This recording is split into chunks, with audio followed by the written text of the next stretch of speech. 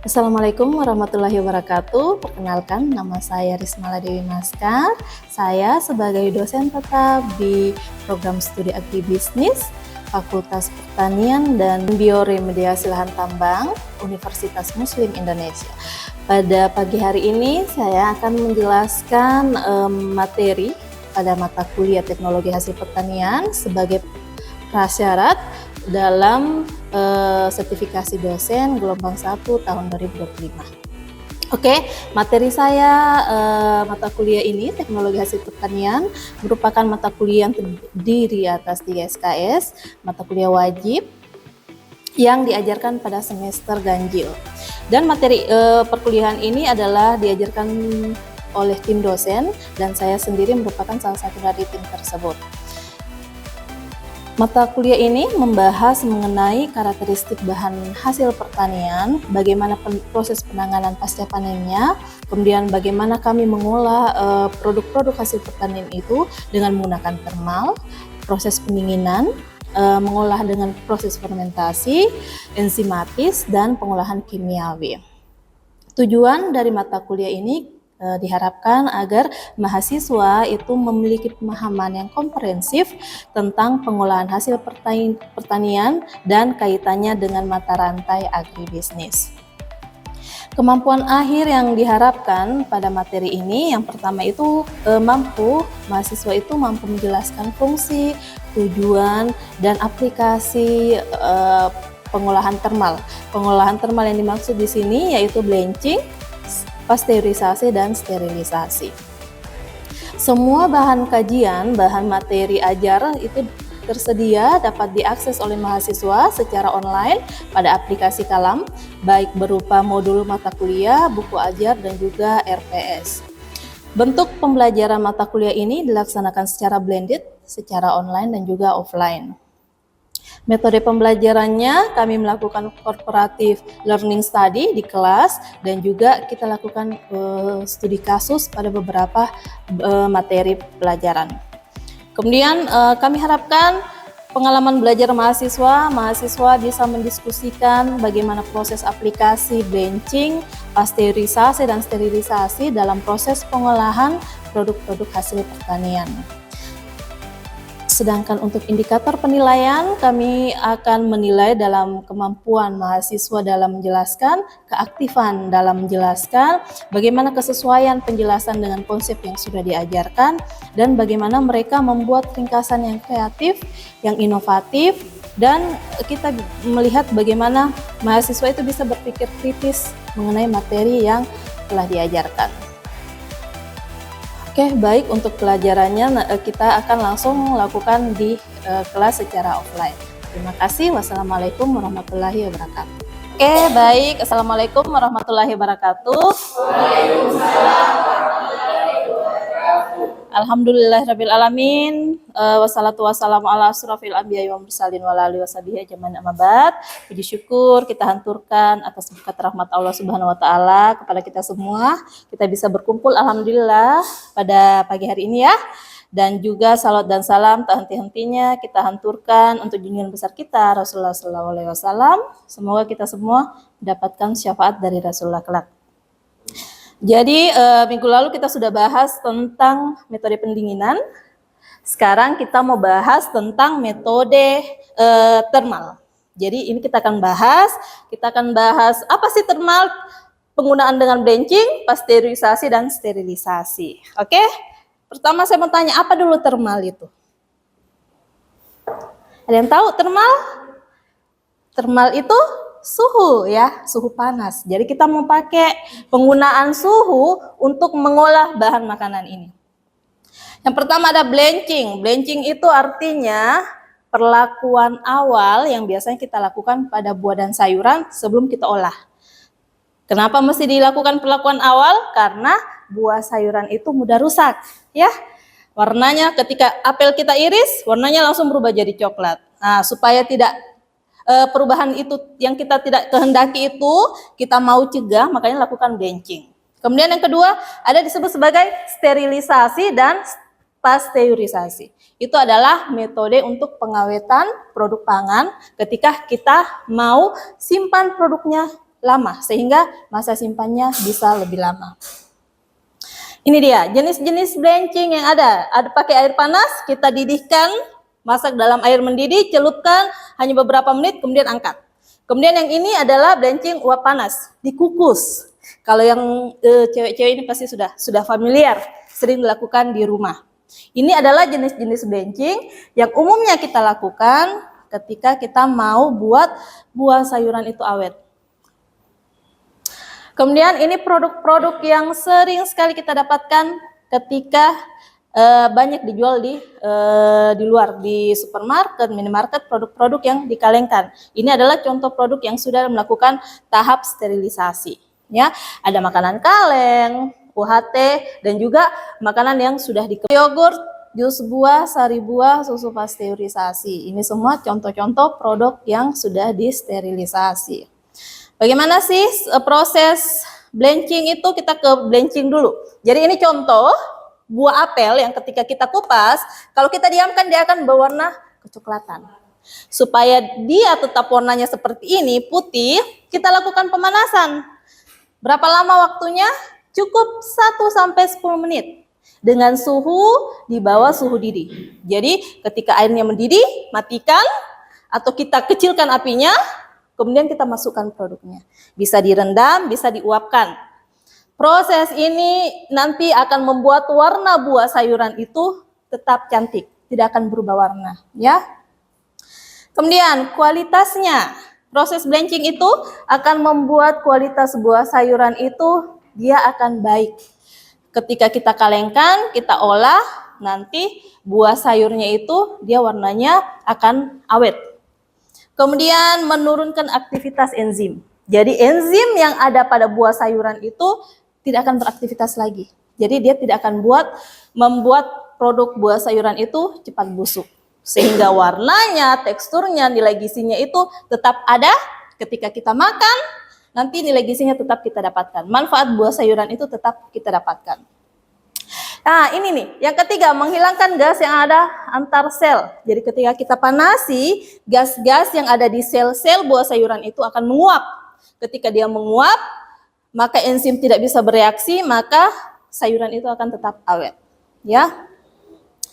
Kemudian menurunkan jumlah mikroba, memperbaiki tekstur. Jadi kalau sudah dipanasi, sudah dikukus dengan suhu yang rendah tadi, yang suhu sampai 75 derajat itu, ketika kalian makan itu teksturnya enak.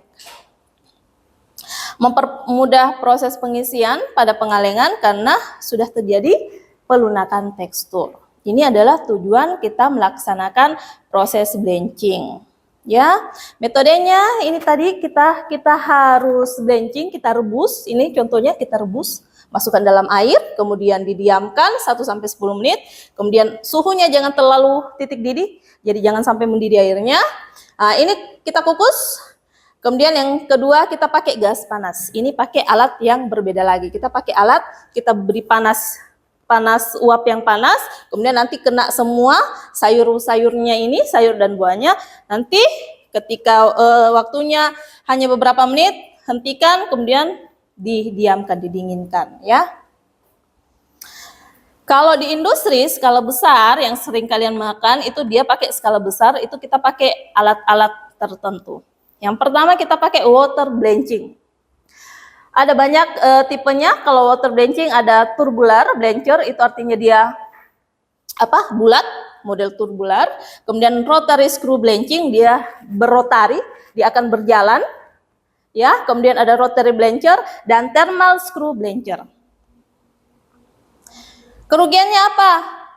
Ada beberapa buah sayuran itu sensitif panas. Ketika kena panas, langsung berubah.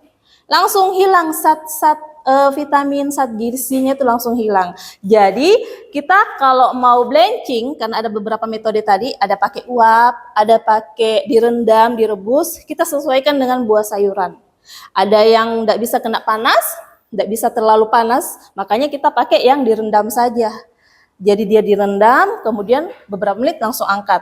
Jangan pakai yang penguapan. Yang ketiga tadi, metode yang ketiga penguapan itu dia uapnya panas. Jadi itu khusus untuk produk-produk yang tahan panas. Jadi kalau terlalu over blanchingnya, dia akan berubah warna. Nih, ini dia segar, tapi karena kita pakai panas yang melebihi, maka dia akan berubah warna. Kalau sudah berubah warna, ini artinya sudah terjadi penurunan kadar gizi. Warnanya sudah berubah, kadar gizinya juga sudah mulai menurun. Ya, ini salah satu kerugian kalau kita pakai metode blanching yang terlalu berlebihan. Keuntungannya kita bisa tambahkan beberapa bahan seperti garam, asam sitrat, bikarbonat, dan kalsium CaCl2 ini supaya bahannya itu, produk buah sayurannya itu bisa lebih baik lagi. Pengukusan steam, ini untuk beberapa produk. Kalau kita steam itu pertama kali dikembangkan oleh IQB, Individual Quick Blanching, di mana lapisan tunggal sayuran, contohnya untuk wortel itu kita lewatkan pada steam, kemudian nanti diberikan uap. Jadi steam itu diuapi. Ini tadi dengan panas. Ini penggunaan gas panas untuk proses blanching ini dapat mengurangi kehilangan bahan akibat pelarut atau lencing dan mengurangi limbah cair. Jadi kalau kita mau mengurangi limbah cair, kita pakai metode hot gas blanching. Ya, jadi ada 3 metode yang kita gunakan untuk blanching. Oke, sampai sini ada yang mau ditanyakan mengenai blanching? Jadi memang harus kita sesuaikan buah sayurannya. Tidak semuanya pakai metodenya, semua itu bisa sesuai. Kita sesuaikan dengan teksturnya, dengan kebutuhan. Kita mau bikin salad, kemudian saladnya itu kita mau sayurnya tetap segar, maka kita bisa rebus, ya, pakai metode yang direndam. Itu untuk blanching. Kita masuk ke penggunaan thermal kedua, pasteurisasi. Serupa tapi tak sama. Serupanya karena sama-sama menggunakan panas, tapi tujuannya berbeda. Kalau tadi kita mematikan, inaktifkan enzim, kalau pasteurisasi kita mematikan mikroba patogen dan sebagian mikroba pembusuk, serta tentu menginaktifkan enzim. Ya, kalau tadi itu mikrobanya tidak mati, hanya enzimnya saja kita inaktif. Kalau pasteurisasi mikrobanya mati, jadi aman. Ya, kita masuk ke definisinya. Jadi pasteurisasi ini tidak mematikan semua mikroba, hanya mematikan sebagian dan tidak mematikan bakteri pembentuk spora. Jadi selain kita pasteurisasi harus ada perlakuan-perlakuan khusus supaya produk-produk yang kita pasteurisasi ini dia tetap awet. Apa saja perlakuan khususnya? Kita tambah bahan pengawet, ya. Kemudian kita masukkan ke tempat yang dingin, ruang pendingin, kulkas, refrigerator, freezer. Kemudian kita pakai packaging yang modified. Kita atur atmosfernya, oksigennya. Jadi dibungkus vakum, dibungkus dalam gelas yang sudah ditutup rapat. Nah, itu berarti kemasannya MAP. Kemudian kita turunkan pH-nya dan kita atur aktivitas airnya. Ini harus dibarengi dengan penggunaan pasteurisasi. Jadi pasteurisasi saja itu ternyata tidak cukup untuk mengawetkan makanan atau minuman. Karena dia memang hanya mematikan sebagian mikroba. Suhu yang kita gunakan bervariasi, kisaran 60 sampai 105 derajat Celcius. Ya, jadi bergantung jenisnya. Daya simpan produknya juga berbeda-beda tergantung jenisnya. Kalau susu itu bisa tahan beberapa hari saja, tidak bisa sampai 1 bulan, tidak bisa sampai bahkan 1 tahun ya. Kalau susu itu hanya tahan beberapa hari. Kalau jus jeruk itu bisa sampai beberapa bulan ya.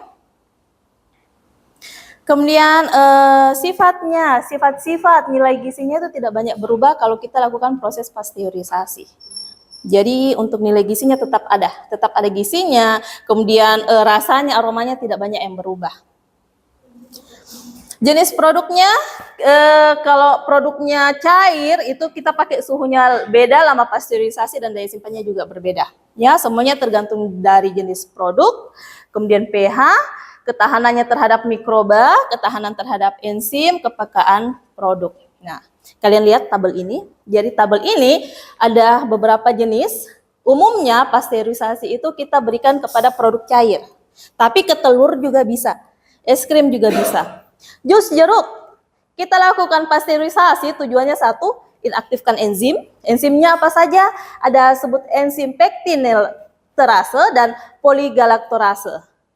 Suhunya kapan? Kita pakai suhu 65 derajat Celcius, berarti suhunya lebih lama. Karena waktunya lebih lama. Karena suhunya hanya 65. Jadi waktunya 30 menit.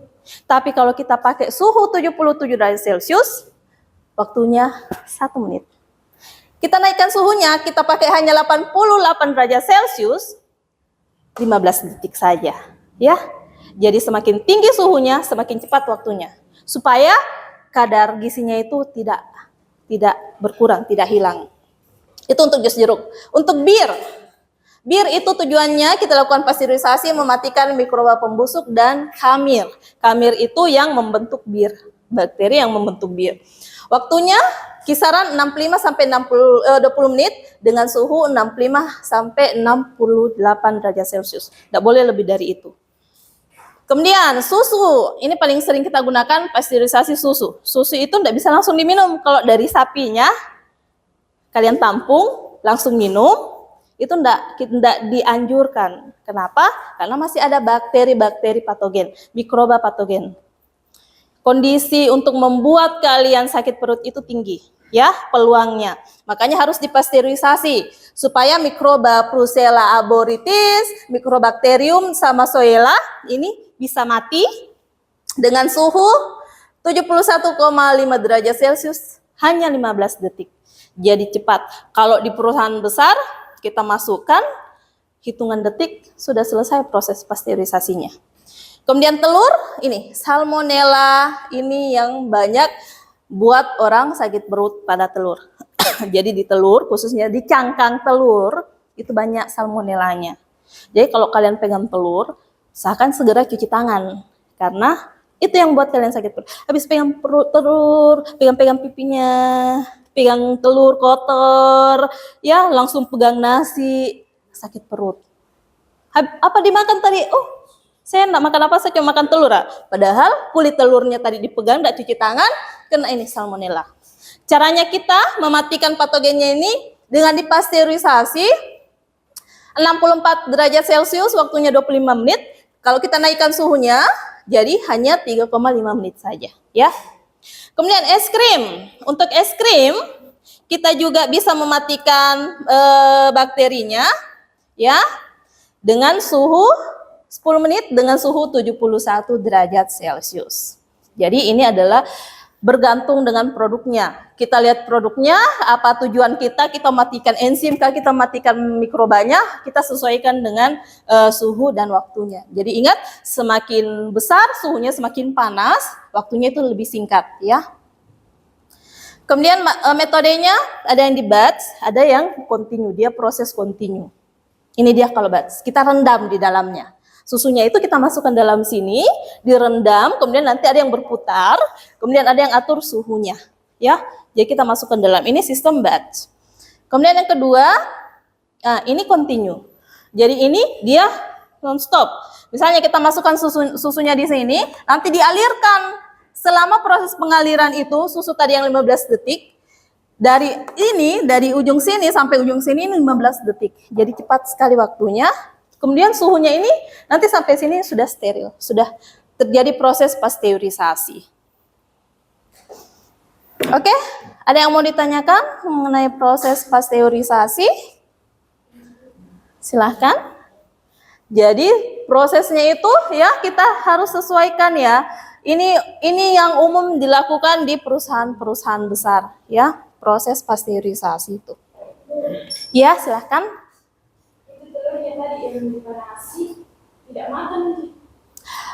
Telur kita lakukan, kalau kita pasteurisasi kita pakai panas. Jadi kalau kita sudah masak, kita masak dengan suhu, kalau kita goreng telurnya, kita dadar, kita apalagi rebus, ya, itu semuanya ini sudah mati.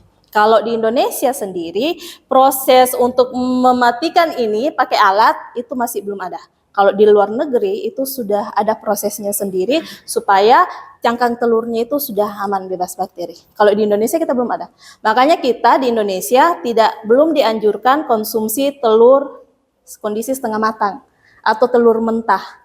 Karena patogen mematikan ini di telurnya itu masih ada.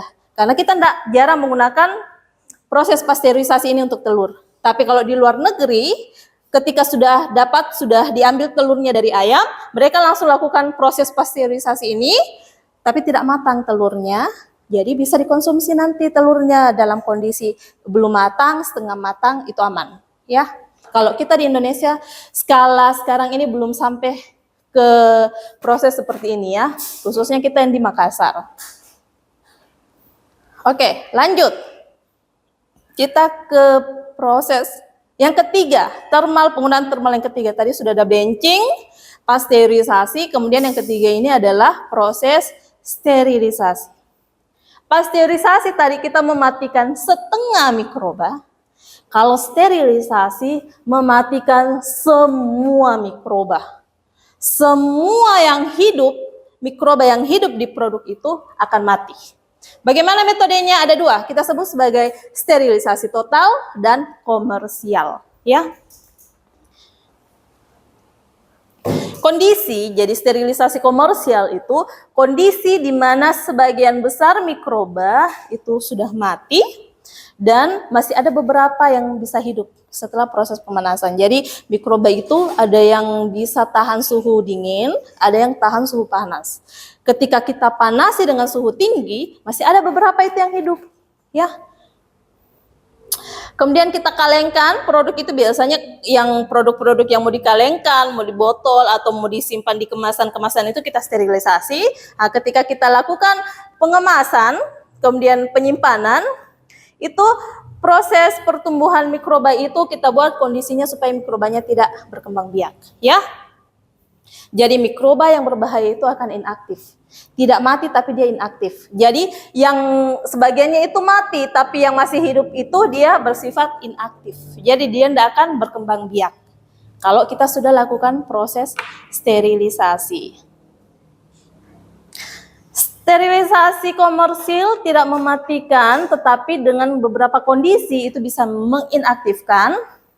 Kondisinya pertama kita atur pH-nya. Ya, kita atur pH-nya. Kemudian kemasannya kita buat vakum. Tidak ada udara keluar masuk. Betul-betul vakum. Kemudian yang ketiga, pengemasannya kita pakai pengemasan hermetis. Jadi yang kedap sehingga nanti tidak ada udara keluar masuk. Kalau tidak ada udara keluar masuk, tidak ada udara yang bisa digunakan oleh mikroba tersebut. Jadi dia inaktif, tidak bisa berkembang biak mikrobanya. Kemudian kita mencegah pertumbuhan mikroorganisme pembusuk dan patogen. Jadi kalau sudah dilakukan sterilisasi, kita lakukan pH, kontrol pH, kemasannya baik, vakum dan hermetis, maka pertumbuhan mikroorganisme itu bisa dicegah. Tidak berkembang biak lagi mikroorganisme pembusuk dan patogen tersebut. Bagaimana caranya? Yang pertama, pemanasan harus cukup. Jadi panasnya itu harus sesuai, suhunya itu harus sesuai. Kalau tidak sesuai, maka produknya tersebut akan mudah busuk. Karena mikroorganisme itu akan berkembang biak. Ketika mikroorganismenya berkembang biak, maka produknya itu akan busuk, sudah diurai, dimakan sama mikroorganismenya. Mikroorganismenya mengeluarkan gas-gas yang tidak baik, yang bisa menimbulkan racun. Dan gas-gasnya itu bisa dilihat dengan tandanya kemasannya itu mengembang. Jadi kalau kalian mau beli produk, kemudian dapat produknya itu mengembang, susu atau yang dibungkus mengembang, itu jangan dibeli. Itu salah satu tanda proses sterilisasinya itu tidak berhasil. Atau mungkin kemasannya sudah bocor, mikroorganismenya sudah berkembang biak, maka sudah mengembang, sudah ada gas yang dihasilkan oleh mikroba, sehingga menyebabkan kalengnya itu gelembung. Ya. Proses pengalengan dan pembotolan itu harus kita lakukan tepat dan aman. Kemudian yang ketiga, pemanasan yang diperlukan tergantung dari pH produk yang diukur pada coldness point. Ya. Yang pertama, acid food. acid food atau yang makanan-makanan yang asam. pH-nya kurang dari 4,5 atau kita menggunakan suhu 200 Fahrenheit. Sedangkan yang kedua, makanan yang tinggi asam, yang asam sekali itu, kita gunakan pH 3 sampai 5, suhunya lebih rendah. Jadi suhunya di bawah 200 Fahrenheit. Kemudian yang ketiga, kalau pH-nya lebih dari 4,5, pH-nya sudah di bawah sudah masuk pH netral atau basa, pemanasannya harus lebih lama lagi, ya. Jadi kalau asam, tinggi asamnya suhunya rendah, tapi kalau low acid food kita pakai pemanasan yang lebih tinggi, lebih panas. Contohnya, daging atau ikan, waktu prosesnya tergantung dari kecepatan transfer panasnya. Mana yang lebih cepat panas, daging atau ikan? Ikan, makanya suhu proses sterilisasi ikan itu lebih tidak terlalu panas dibandingkan daging. Daging ini akan lebih panas. Kenapa? Karena transfer panas masuk sampai ke inti daging itu lama dibandingkan dengan ikan. Kalau kita pakai sama-sama suhunya, nanti ikan ini akan hancur, ya. Sementara dagingnya belum masuk semuanya panasnya, sterilisasinya. Makanya harus disesuaikan waktunya tergantung kecepatan proses transfer panas pada produk. Tujuan pemanasan tentu saja kita mau inaktifkan mikroorganisme sesuai dengan tujuan sterilisasi. Prosesnya, kalau kita mau lihat ini sterilisasinya ini sudah berhasil atau tidak, Clostridium, nama bakterinya ini, Clostridium botulinum, ini tidak akan berkembang biak. Jadi, bakteri ini akan berkembang biak khusus pada makanan yang dikalengkan. Makanya kita namakan botulinum, ya. Jadi, bakteri ini dari 1 banding sejuta produk itu yang dihasilkan, ada 1 dari sejuta produk yang dihasilkan, ada 1 yang mungkin masih ada bakterinya. Makanya kita dianjurkan ketika beli produk-produk yang dikalengkan, belilah produk yang kelihatannya masih baik, tidak mengembung, tidak kalengnya tidak penyok, ya, tidak ada goresan-goresan. Pilih yang betul-betul baik kondisi kalengnya. Kenapa? Kita tidak mau kita dapatkan bakteri ini akan aktif, ya. Kemudian sterilisasi ini harus diikuti dengan proses pengemasan kondisi anaerob. Oke, sampai sini ada yang mau ditanyakan? Ada? Aris mungkin mau bertanya? Imran? Oke ya, kalau tidak ada yang mau ditanyakan, saya tutup kuliah kita siang hari ini dengan ucapan alhamdulillahirrabbilalamin. Terima kasih. Wassalamualaikum warahmatullahi wabarakatuh. Waalaikumsalam warahmatullahi wabarakatuh.